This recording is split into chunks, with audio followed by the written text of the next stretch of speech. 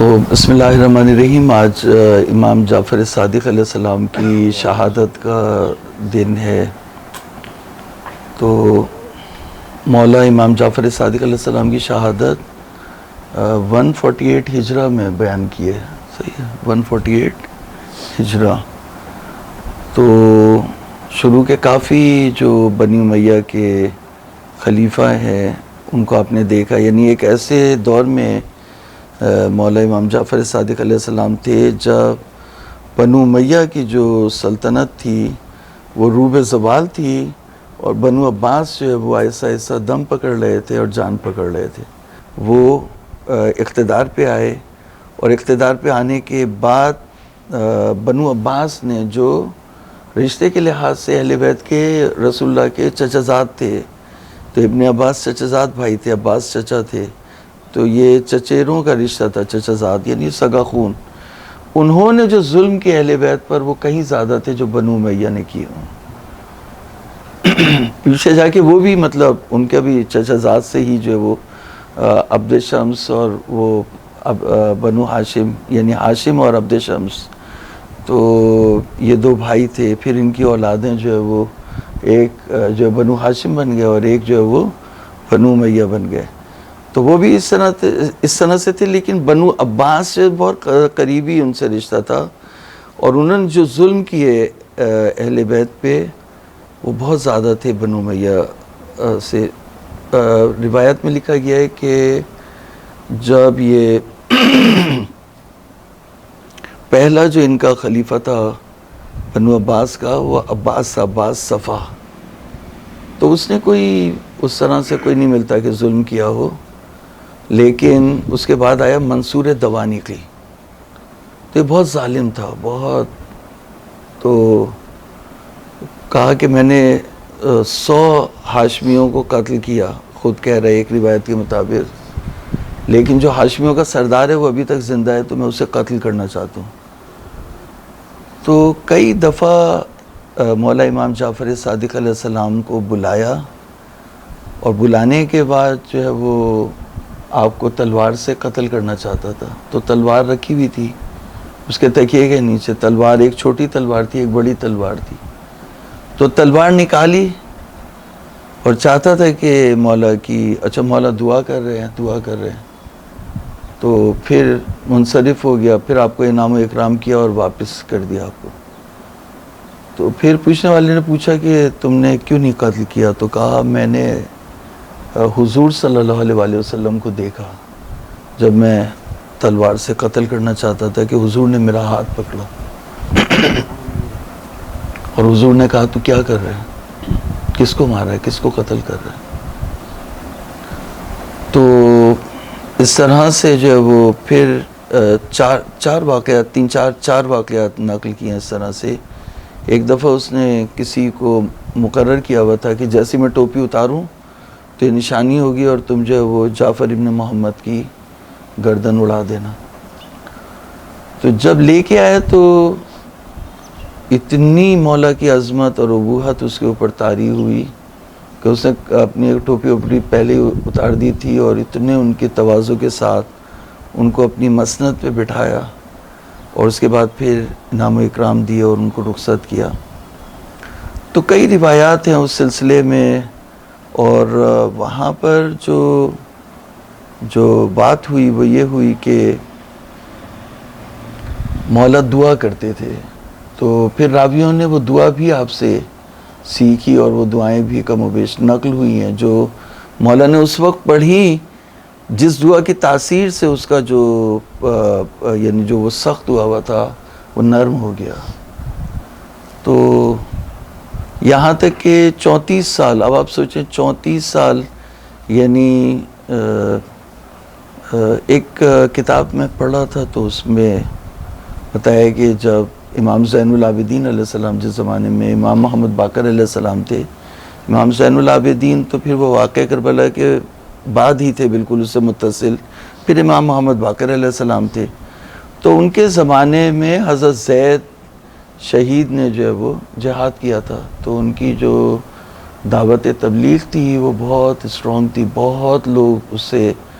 متاثر تھے حضرت زید شہید جو تھے وہ بہت باتقوی انسان تھے. تو حضرت زید نے جہاد کیا تو ایک شخص جو تھا وہ راوی کہتے میرے پاس آیا, اس نے کہا کہ تم بھی حضرت زید کی جو دعوت ہے اس میں شامل ہو جاؤ.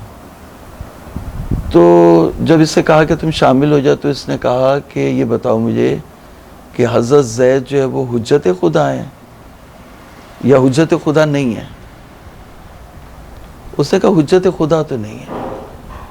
لیکن بہت بڑی شخصیت ہیں, یہ ہیں وہ ہیں, مجاہد ہیں, سب کچھ ہے. کہا حجت خدا نہیں ہے. تو اسے بولا حجت خدا نہیں ہے تو پہلے میں حجت خدا سے پوچھوں گا کہ ان کے پاس جانا ہے, پھر میں آپ کی دعوت میں شامل ہوں گا. تو یہ چیز ہے. اور تو بہرحال وہ نہیں گیا اور حضرت زید جو ہے وہ شہید ہو گئے.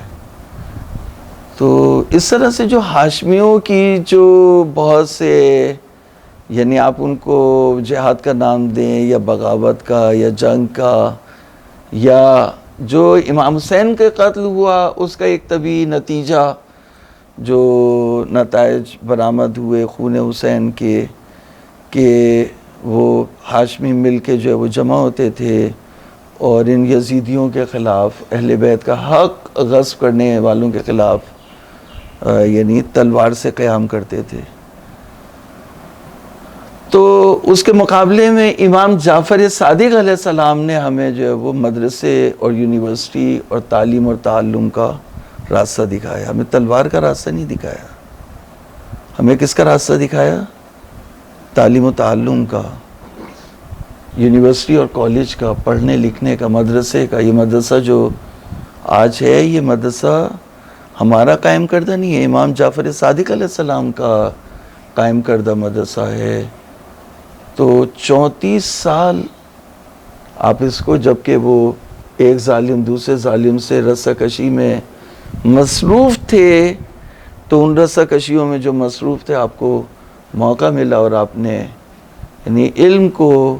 اور حلال اور حرام کو عام کر دیا. اور جو اہل بیت کی حقانیت تھی, اہل بیت کی حقانیت کو آپ نے کیا کیا؟ مجسم کیا. یعنی اگر مولا امام جعفر صادق علیہ السلام ہدایت نہ کرتے اور اس کی جو ہے وہ فقہ جعفری کی صحیح بنیادیں نہیں رکھتے, تو ابو حنیفہ جیسے لوگ جو ہے وہ انسانوں کو کہاں سے کہاں لے جاتے اور دین کو ایک بازیچہ بنا دیتے, جیسا کہ انہوں نے نکاح اور طلاق جو ہے وہ اس کی بہترین مثال ہے. تو مولا امام جعفر صادق علیہ السلام نے 34 سال اور شیعت کو اتنا پھیلا دیا تھا کہ امام موسیٰ کاظم علیہ السلام جو یعنی ظاہر بعد میں ظاہر ہوئے, ان کے ظاہر ہونے کے بعد, ان کے ظاہر ہونے تک جو وکیل تھے وہ نہیں پہنچا سکے سہم امام, تو سہم امام کے جو ہے وہ انبار لگ گئے تھے. مولا نے اتنا اس انداز میں کام کیا, مدرسے امام جعفر صادق کو پھیلایا, سب کو جعفری کیا,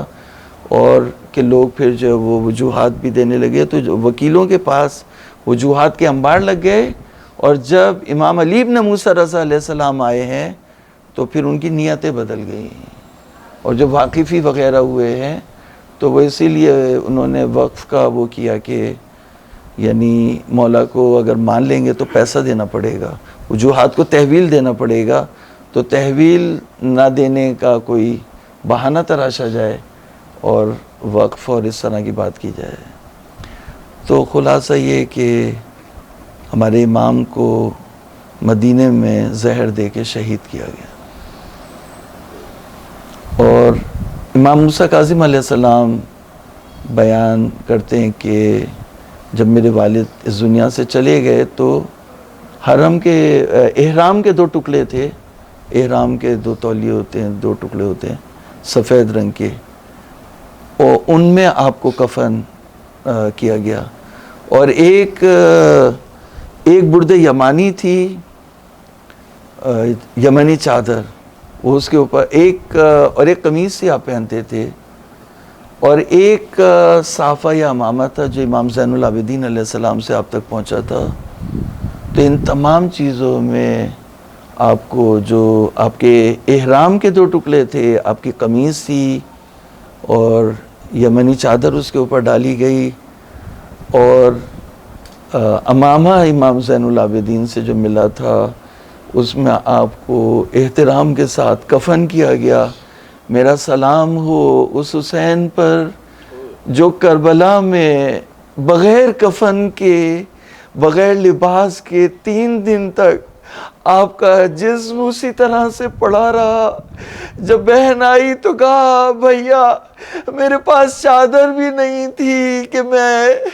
آپ پر اپنی چادر کفن بنا کے ڈال سکتی، اور بہن اتنی مجبور ہو گئی کہ بھائی کو کفن دیے بغیر، بھائی کو دفن کیے بغیر بہن کو، بھائی کو چھوڑ کے جانا پڑ گیا۔ وصلی اللہ علی محمد و آلہ الطیبین الطاہرین۔